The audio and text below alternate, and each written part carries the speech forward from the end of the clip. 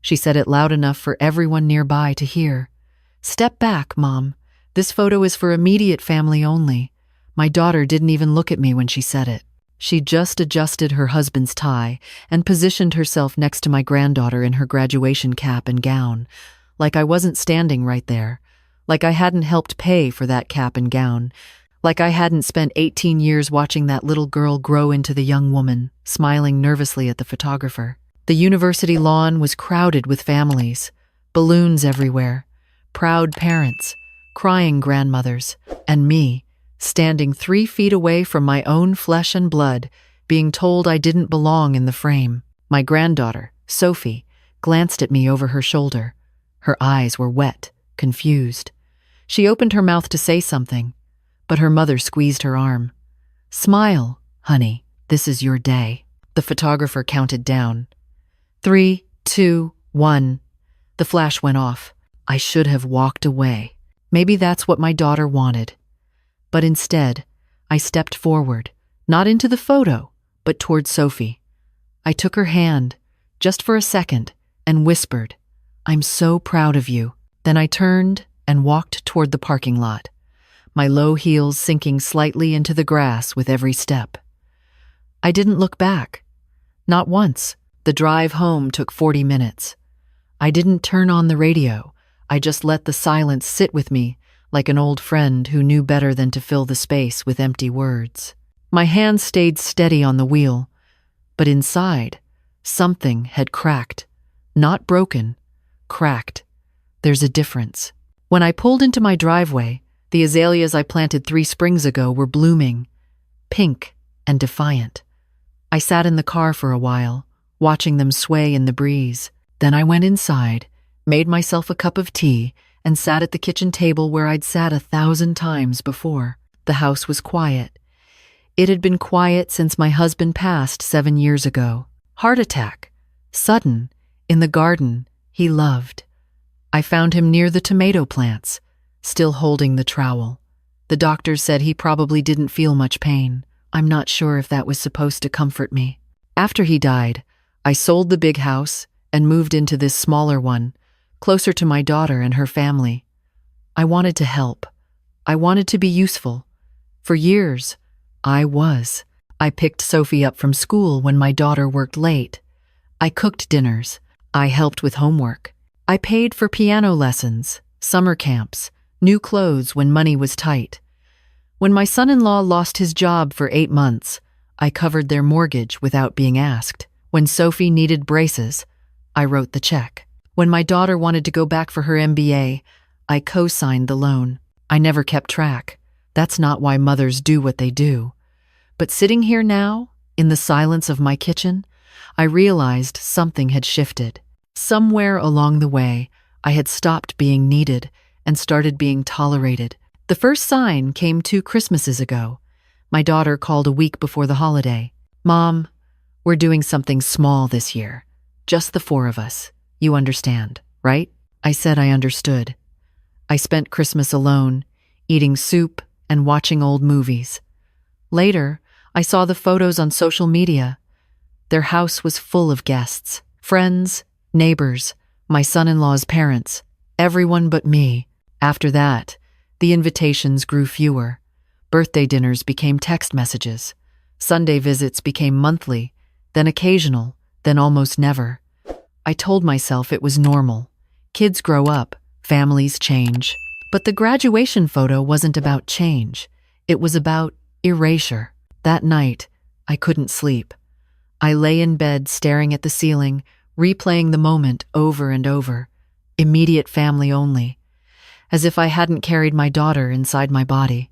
As if I hadn't held her through fevers and heartbreaks and failures. As if 42 years of love could be cropped out like an unwanted shadow. The next morning, I called my lawyer. Not to be vindictive. I wasn't angry in that sharp, hot way. I was tired. Tired of bending. Tired of pretending. Tired of being invisible. "I'd like to review my estate plan," I said. "And I'd like to make some changes." His assistant scheduled me for Thursday at 10. I marked it on my calendar with a red pen. Then I went outside and watered the azaleas. They didn't ask me why I was crying. They just bloomed. The next few days passed slowly. I kept busy with small things, laundry, dishes, a crossword puzzle I never finished. On Wednesday afternoon, there was a knock at the door. It was Sophie. She stood on my porch in jeans and a faded college sweatshirt, her hair pulled back in a messy ponytail. She looked younger than 22 and older at the same time. "Can I come in?" she asked. I stepped aside. She walked in slowly, looking around like she was seeing the place for the first time. Maybe she was. It had been months since she'd visited. "I'm sorry," she said before I could offer her anything. "About the photo, about what Mom said. It was wrong." I nodded. "Sit down. I'll make tea." She sat at the kitchen table while I filled the kettle. Neither of us spoke for a while. The silence wasn't uncomfortable. It was necessary. When the tea was ready, I set a cup in front of her and sat across the table. She wrapped her hands around the mug like she was cold. "I didn't know she was going to say that," Sophie said quietly. I would have stopped her. "I know. She's been different lately. Ever since Dad got the promotion. It's like she's trying to prove something to his family. Like we're not good enough unless everything looks perfect." I sipped my tea. "And I don't fit the picture." Sophie looked down. "That's not what I think. That's not what I've ever thought. I know that too." She looked up at me, eyes wet. "I got into the graduate program, the one in Boston. Full scholarship." I smiled. "Sophie, that's wonderful. I wanted to tell you first, before anyone else, because you're the reason I even applied. You told me once that the only thing worse than failing is never trying. I think about that all the time." I reached across the table and took her hand. Her fingers were cold from the mug, but she squeezed back. "I'm proud of you," I said. "I always have been." She stayed for an hour. We talked about Boston, about her plans, about the tiny apartment she'd already found online. She showed me photos on her phone. It had a window that looked out onto a brick wall, and she was thrilled about it.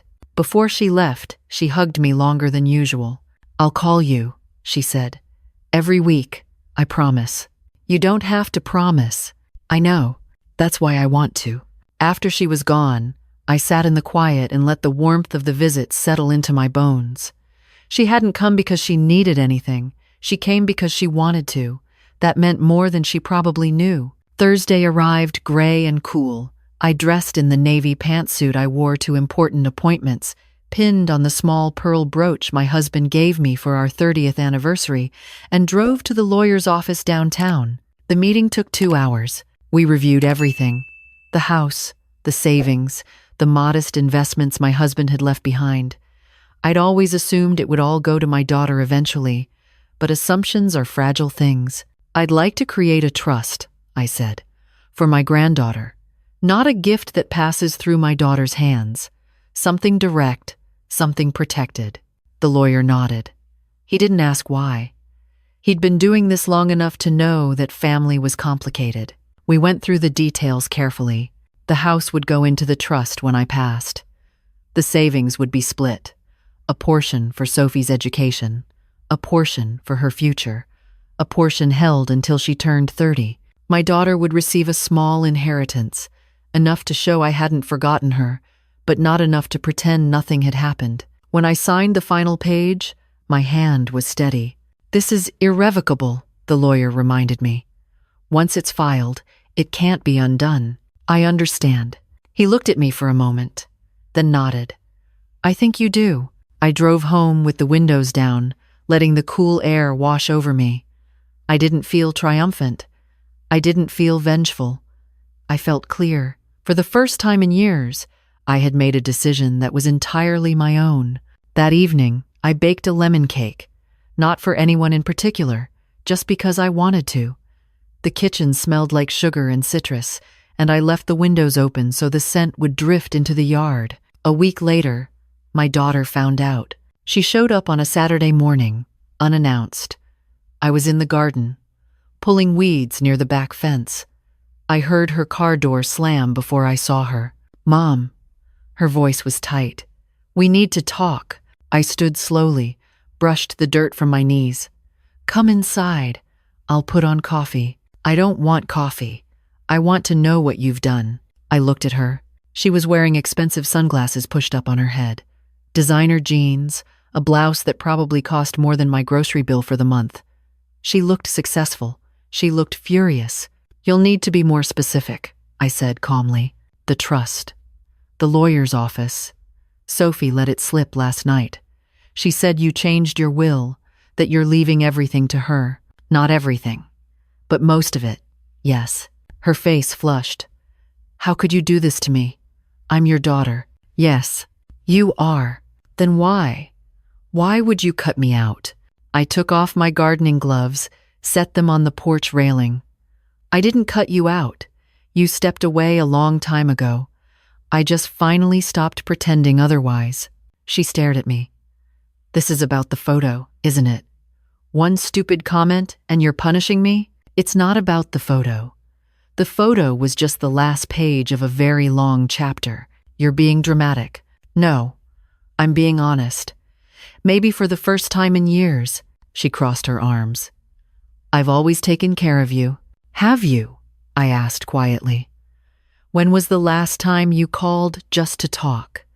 When was the last time you invited me to dinner without needing something?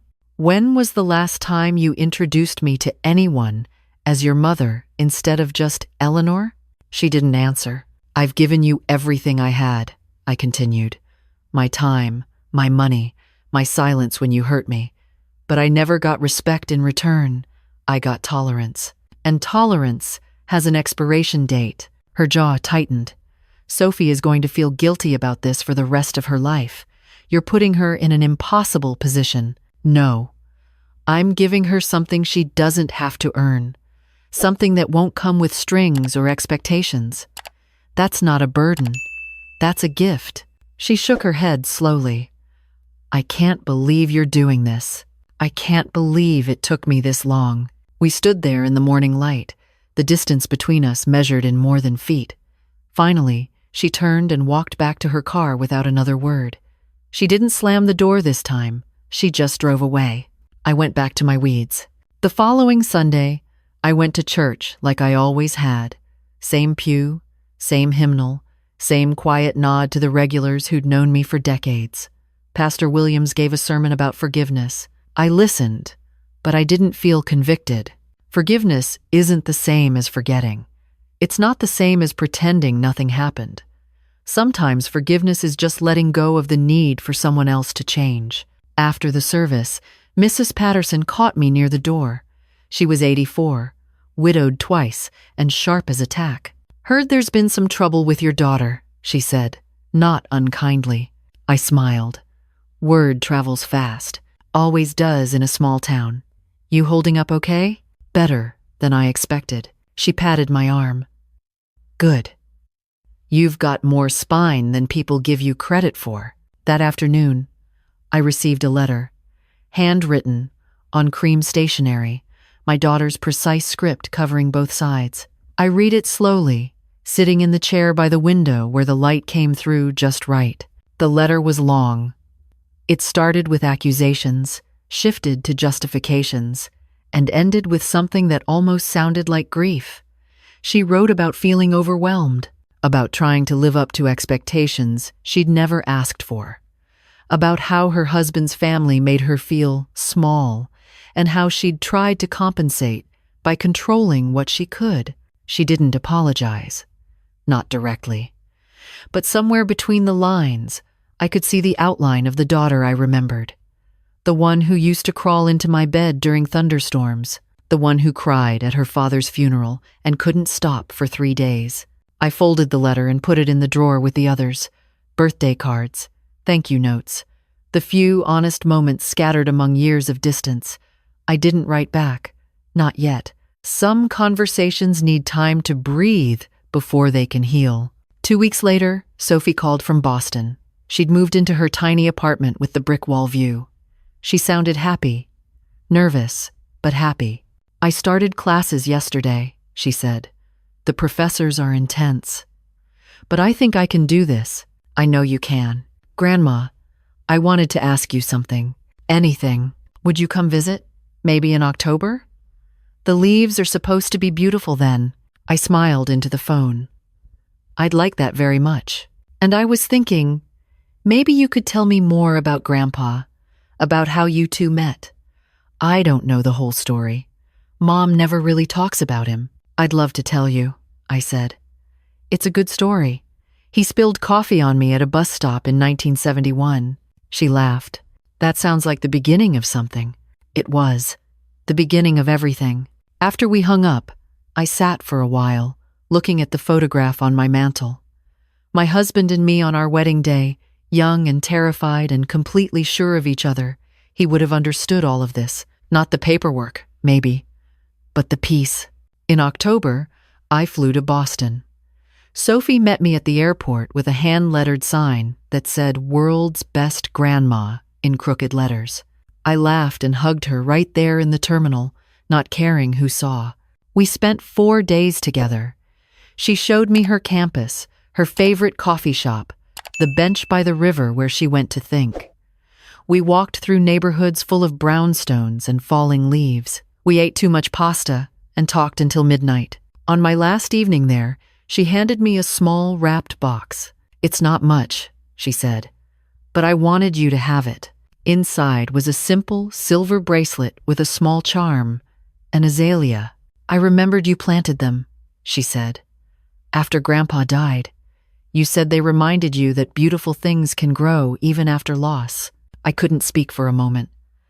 I just held the bracelet and let the tears come. "I love you, Grandma," Sophie said. "Not because of the trust, not because of the money, because you've always seen me, even when I didn't see myself." I pulled her into a hug. "That's all I ever wanted, to see you, to be seen back." She wore the bracelet to the airport the next morning. I wore it on the plane home. When I returned, there was a voicemail from my daughter. Her voice was different, softer, uncertain. "Mom, it's me. I've been thinking. A lot. I know I can't undo what I said, but I'd like to try to understand. If you're willing, maybe we could have lunch. Just the two of us. No agenda, just talking." I listened to the message 3 times. Then I saved it. I didn't call back right away. Not out of spite, but because I needed to know what I wanted before I could give her an answer. For so long, I had shaped myself around other people's needs. Now I was learning to shape myself around my own. A week later, I called her. "Lunch sounds fine," I said. "Saturday, if you're free." "I'm free. There's a cafe on Main Street, the one with the blue awning. Noon? I'll be there." We met on a cool November Saturday. She was already seated when I arrived, hands wrapped around a cup of coffee, looking smaller than I remembered. I sat across from her and ordered tea. For a while, neither of us spoke. Then she said, "I don't know where to start." "Start anywhere," I said. "We have time." She took a breath. "I've been angry for so long. At Dad for dying. At you for being okay afterward. At myself for never being enough. And I took it out on you because you were safe, because I knew you wouldn't leave." I listened. "That's not an excuse," she continued. "It's just the truth. I think I convinced myself that pushing you away meant I was strong. But I wasn't strong. I was scared. Scared of what? Of needing you. Of losing you like I lost him." I reached across the table and touched her hand. She flinched, then relaxed. "I'm still here," I said. "I've always been here." She nodded, tears sliding down her cheeks. "I know. That's what makes it worse." We talked for 2 hours. We didn't solve everything. We didn't rebuild what had been broken. But we started. And sometimes starting is enough. Before we left, she asked about the trust. "I'm not going to change it," I said gently. "Sophie needs something that's hers. Something that doesn't depend on anyone else." She nodded slowly. "I think I understand. But that doesn't mean I've stopped loving you. It just means I've started loving myself too." She looked at me for a long moment. "I think I need to learn how to do that." "You will. When you're ready." We hugged in the parking lot. It wasn't the hug of full reconciliation, But it was real, and real was more than we'd had in years. That Christmas, I received 2 invitations.